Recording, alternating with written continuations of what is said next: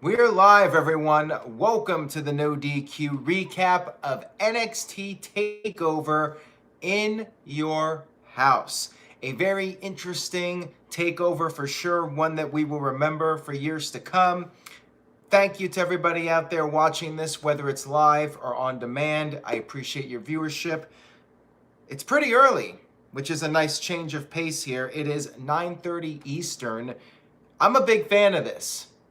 Now that I'm on the East Coast, I would definitely prefer if these shows ended sooner. I'm glad WWE kept it short here, about 2.5 hours. Perfect time for a pay-per-view, at least a $9.99 pay-per-view. For AEW, I get doing a longer show. NXT, I think 2.5 hours is perfect. I feel good. Let's go ahead and get ready to break down NXT Takeover in your house. We had the kickoff, which was just recapping the matches, no kickoff match or any of that nonsense.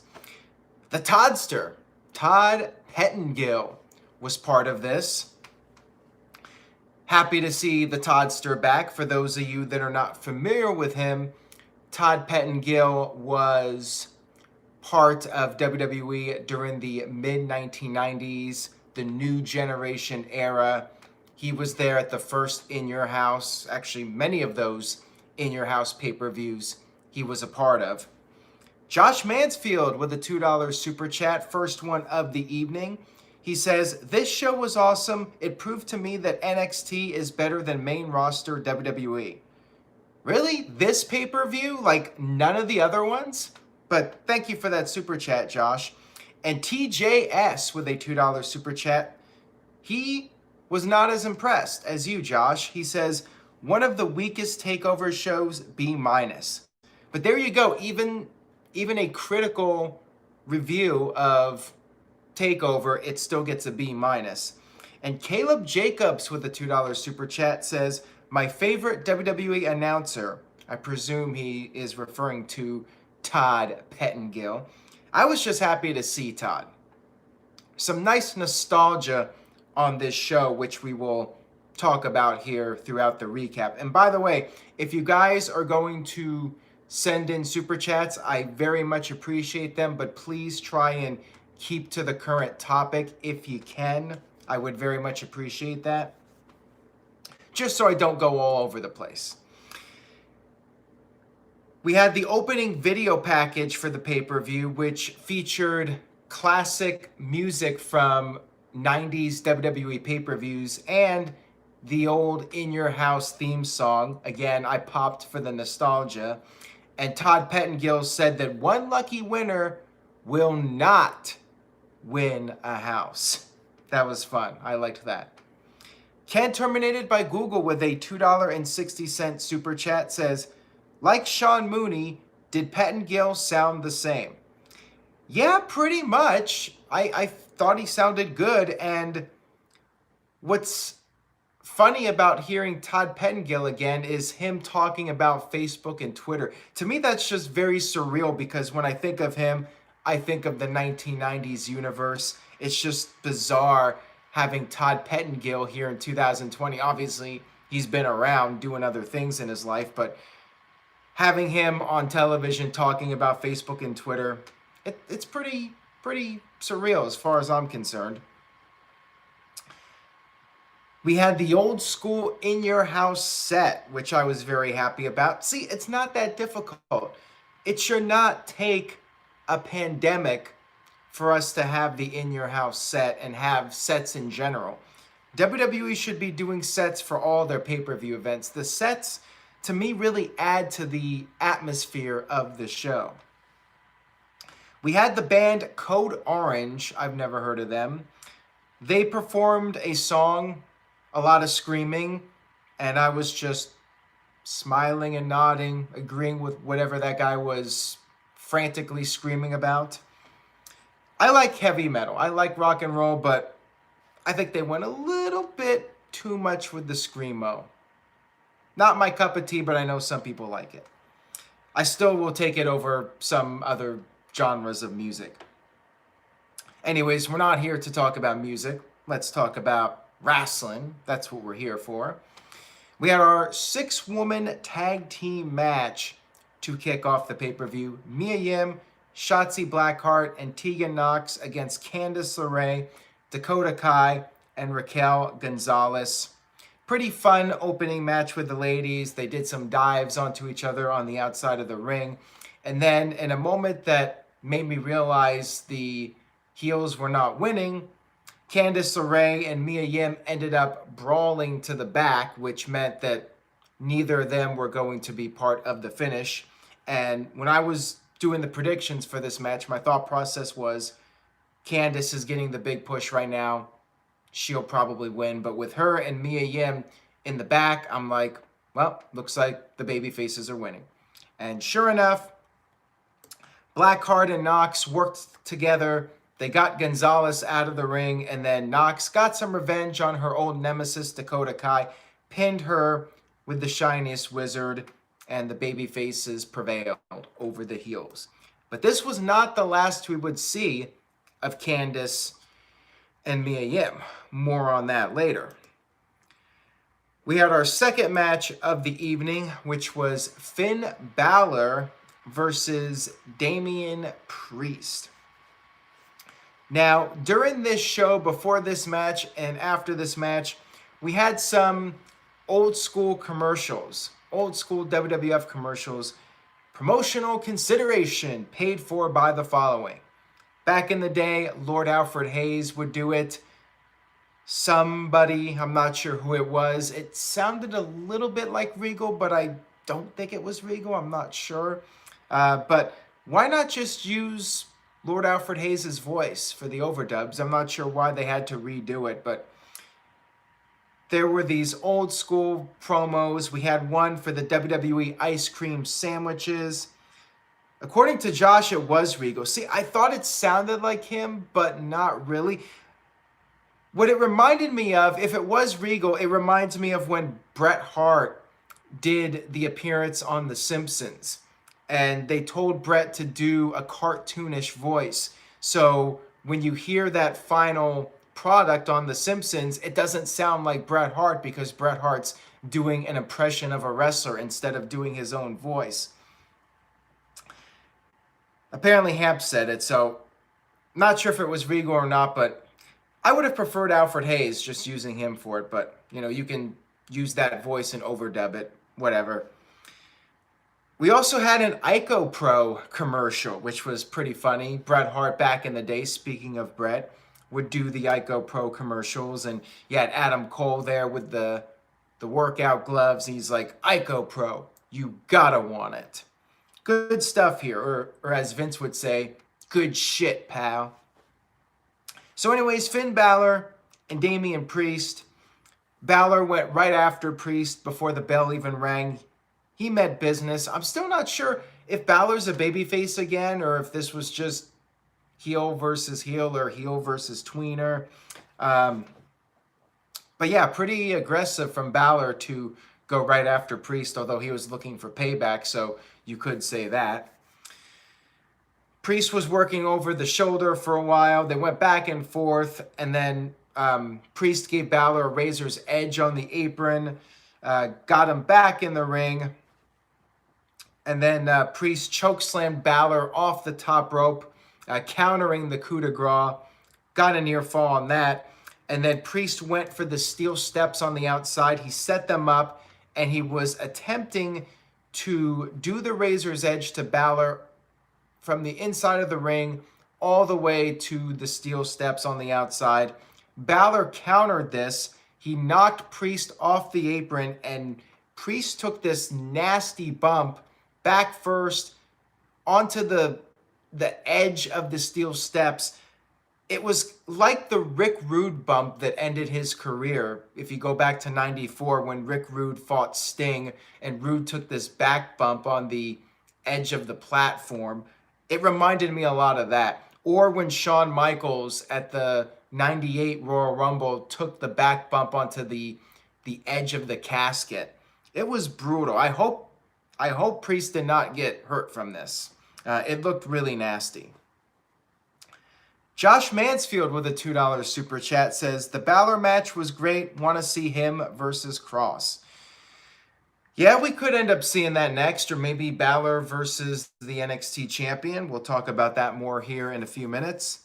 Ken Terminated by Google with a $2 super chat, and thank you guys for the super chats. He says, in a shoot interview, Brett said he hates Ico Pro. Well, I'm not sure too many people liked Ico Pro. I think they were just doing the commercials because they were told to do them. The legendary Mike B. Thank you for that, Mike B. with the $2 super chat. Says, hello, No DQ Galaxy. Hope everyone is doing great. I'm doing well. Not even 10 o'clock Eastern. I'm feeling good. Thank you again, Mike B. I appreciate it. Back to the match here. Balor hit the coup de grace not once but twice to score the pinfall victory, and Mauro Ranallo put over Balor, saying that this was Balor's record-breaking 11th takeover victory. So definitely seems like Balor is moving on up to bigger things, which quite frankly he should. You're bringing him down from the main roster. You might as well go big or go home with him. So I'm guessing he'll either face Kross or the NXT champion in his next big match / program. Next up, we had the North American Championship match, which was Keith Lee, facing Johnny Gargano for the North American Championship. Keith Lee wearing the Black Lives Matter ring gear. He had it on his vest. He had it on his tights.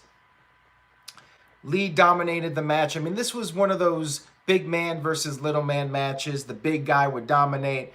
Gargano, the smaller guy, would try to find ways to take advantage. He went after the eye of Keith Lee. Now, before the match began, Gargano took his key that he attacked. Gargano took the key that he attacked Lee with on NXT last week, and he locked the in-your-house door. So apparently his key works for the in-your-house set door. This came back to bite him later. So Gargano could not put away Lee right away, so he tried to escape. He tried to go through the door, but he could not unlock the door.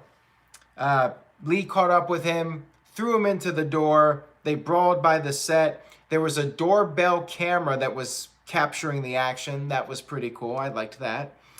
Caleb Jacobs with a $3 super chat. Thank you for that, Caleb. He says, promotional consideration followed by LOL. That was pretty funny, Caleb. I did like those segments, and we got quite a few of them during this show. I think there was a second one for the ice cream bars, if I'm not mistaken. So Lee continued to dominate the match.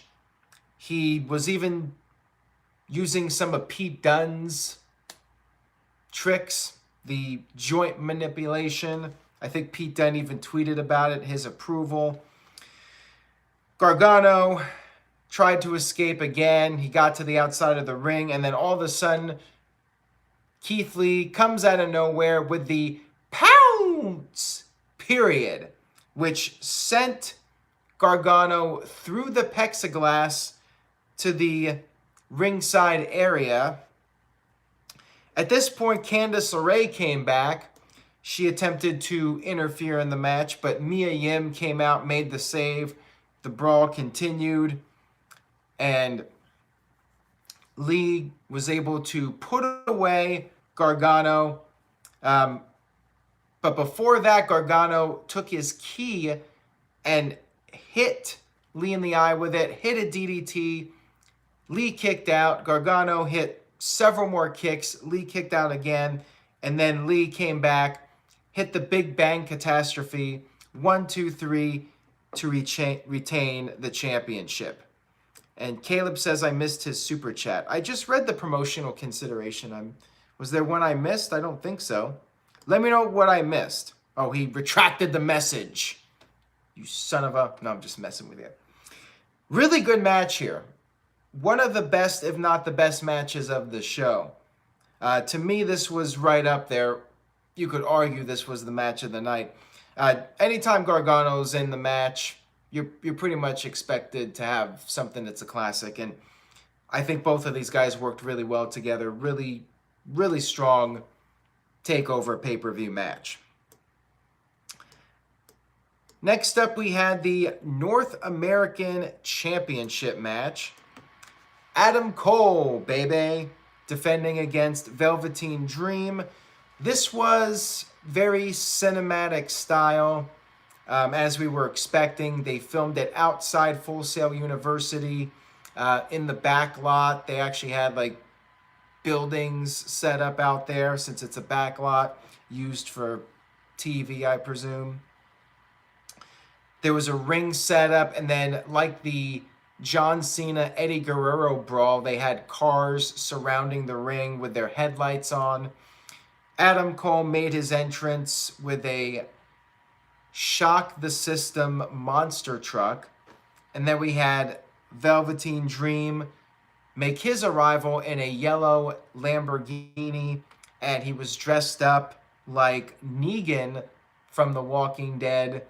Now, it's a cool costume and all, but unfortunately, I think Dream is like 4 years too late as far as Walking Dead being something that's relevant. Look at the ratings. So we had this fight between these two. Dream had a baseball bat, which was Lucille, Negan's bat, and Cole wanted him to get rid of it, so Dream did. They started fighting. Dream got several near falls in the ring, and then they ended up on the outside of the ring. Cole tried to escape. He got in a different car trying to drive away, and that's when Dream got Lucille, or got the baseball bat, whatever you want to call it, and started smashing the car with it. Caleb Jacobs with the $2 super chat says, Keith Lee needs to be on Monday Night Raw. Well, I mean, he's not getting any younger, so one could argue that you got to strike the iron when it's hot, which is something I've said several times before. As this fight was going on the outside of the ring area, we had an Uber driver pull up and then quickly drove away. Wrong place, wrong time, I suppose. They fought around the backlot area. Adam Cole popped out of one of the facades with a fire extinguisher. And by the way, that's what they're called. I've been to Universal Studios doing their tour, and those buildings in the backlot, so-called buildings, they're just facades where the front is done and there's nothing behind the front of the building. So Cole and Dream ended up fighting back by the cars again, and we had Dream climbing up this ladder. He was going to jump off the ladder onto Cole when all of a sudden the Undisputed Era pulled up. They flashed their high beams to blind Velveteen Dream.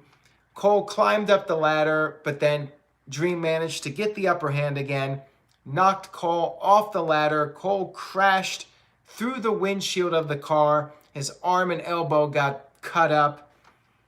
Undisputed Era immediately went after Dream, started beating him up, and then the creepy dude, Dexter Lumis, showed up to make the save to even the odds. Weirdest babyface ever as far as I'm concerned.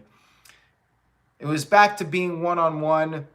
Dream came very close to putting away Adam Cole, but then Cole hit a low blow in the ring and then did a Panama Sunrise onto a whole bunch of chairs. There was like a dozen chairs in the center of the ring. Cole did the Panama Sunrise onto the chairs. 1, 2, 3. Still, your NXT World Champion, Adam Cole, continuing his record-breaking reign as champion. What's next for the young 24-year-old Velveteen Dream? Will he be going to the main roster? Not sure what else there is left to do for him at this point. He cannot challenge for the world title. So does he go backwards? Does he challenge for the North American title again? Does he go into a tag team? Does he go to the main roster? guess we'll see what happens with him. And like I said earlier, I suspect we could be seeing Finn Balor versus Adam Cole next, or maybe Balor feuds with Karrion Kross. Who knows? Speaking of Karrion Kross, our next match was Tommaso Ciampa versus Karrion Kross. Adrian with a $5 super chat says, Undisputed Era beating up Dream bit close to the bone, especially with everything going on in the world, I thought. I mean, I think this would have happened regardless of what's going on in the world right now. I mean, Undisputed Era, they've beaten up a lot of people over the years, 4-on-1. So, I mean, could they have not done the interference?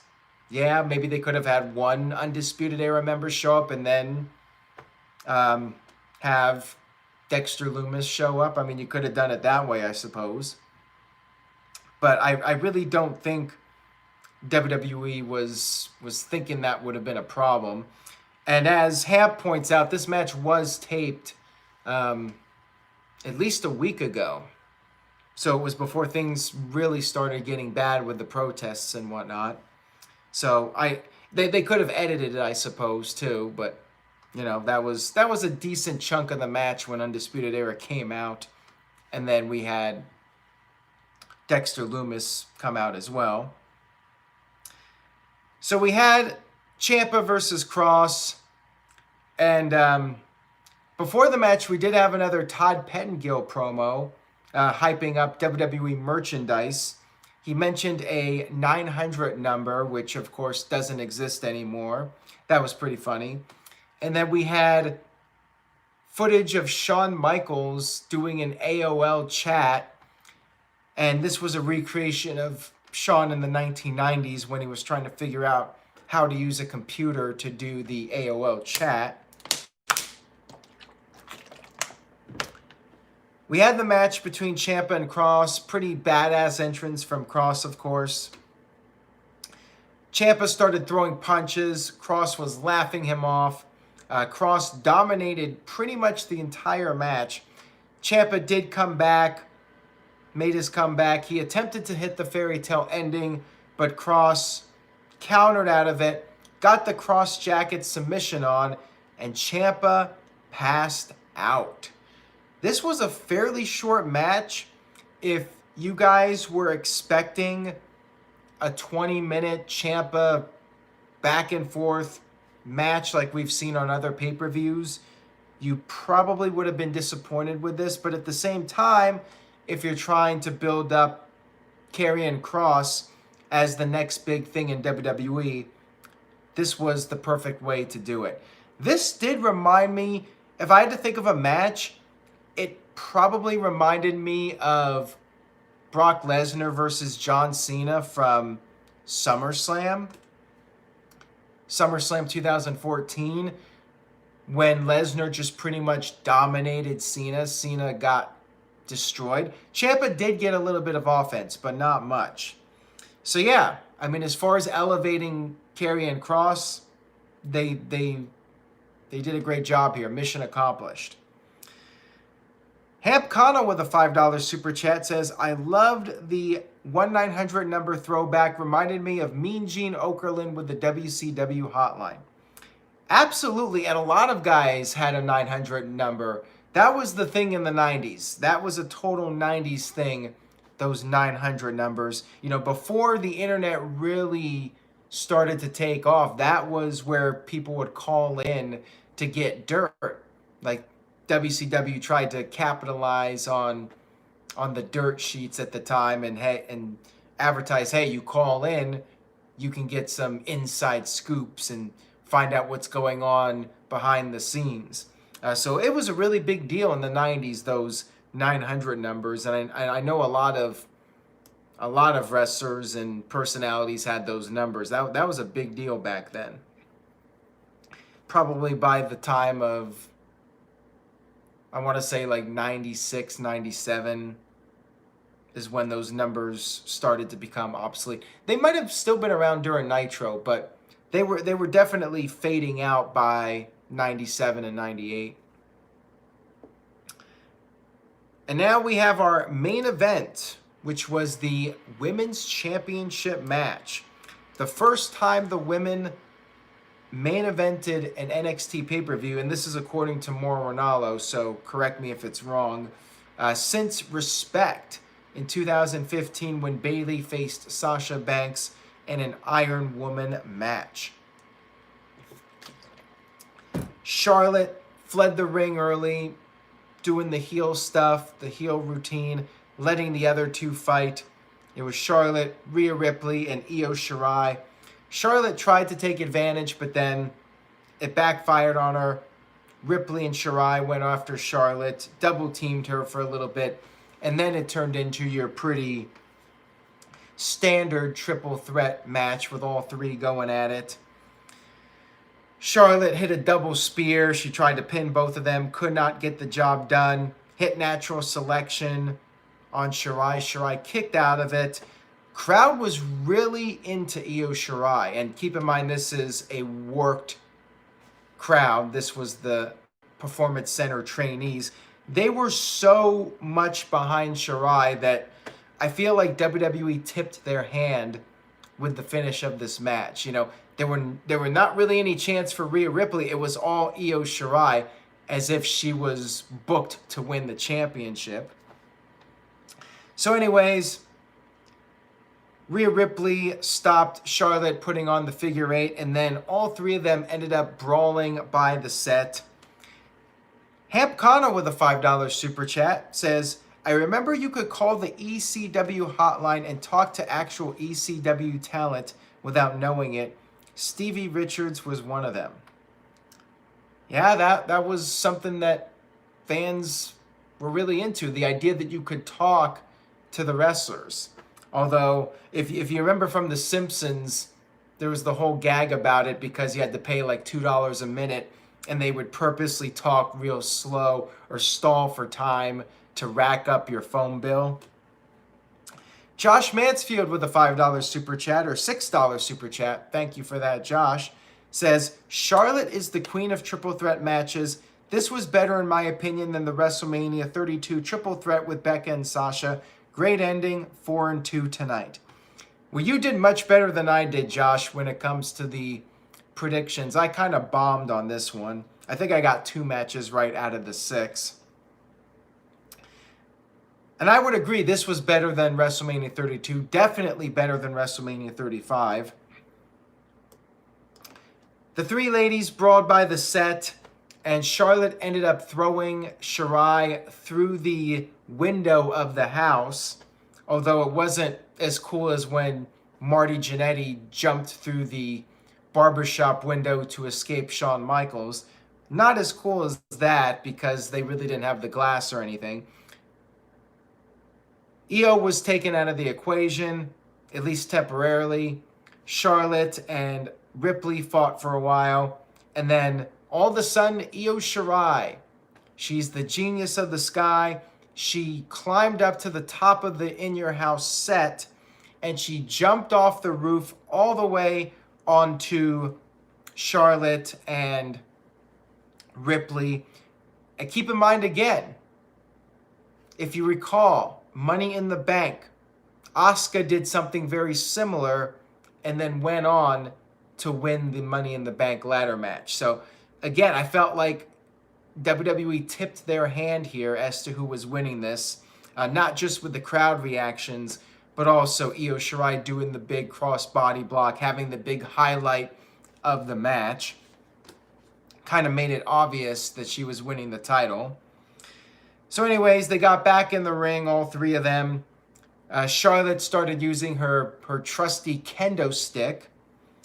She put on the figure eight to Rhea Ripley. She was on the verge of retaining her title, but then Io got on the top rope, did a moonsault onto Ripley, and pinned Rhea Ripley to become the new NXT Women's Champion.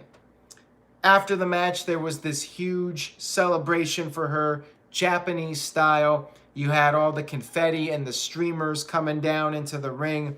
Big moment for her. And Charlotte loses the NXT Women's title without taking the fall. as I expected. I'm happy for Io, but poor Rhea Ripley. She was red hot. Remember, she beat Shayna Baszler, who was dominant as champion.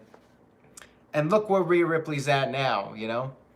Kind of losing that momentum. She lost to Charlotte, and then she gets pinned here by Io Shirai.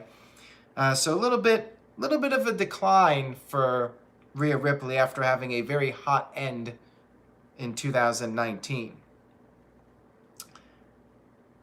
So overall, another really fun NXT show. WWE making the most out of the pandemic and the unfortunate circumstances. I would not say it was a top tier NXT pay-per-view, but it's also not fair to compare this with the other NXTs. For what it was, a very entertaining 2.5 hours of WWE programming. I don't think the NXT title match, as far as cinematic matches go, was nearly as good as the Stadium Stampede match, but it was still fun.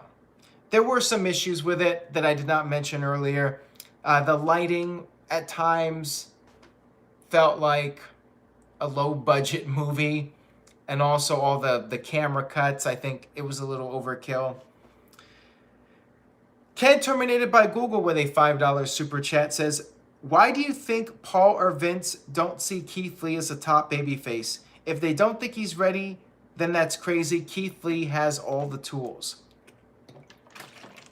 Well, maybe Keith Lee is heading to the main roster soon, and I think he does have the tools, and, you know, WWE might want to capitalize on what's going on right now, make the best out of the situation. Keith Lee, I think the guy's ready for prime time. I think you can put him right in there on Raw and SmackDown. Honestly, I think Keith Lee should have eliminated Brock Lesnar at WrestleMania, or not WrestleMania, the Royal Rumble, but WWE went with Drew, which is fine.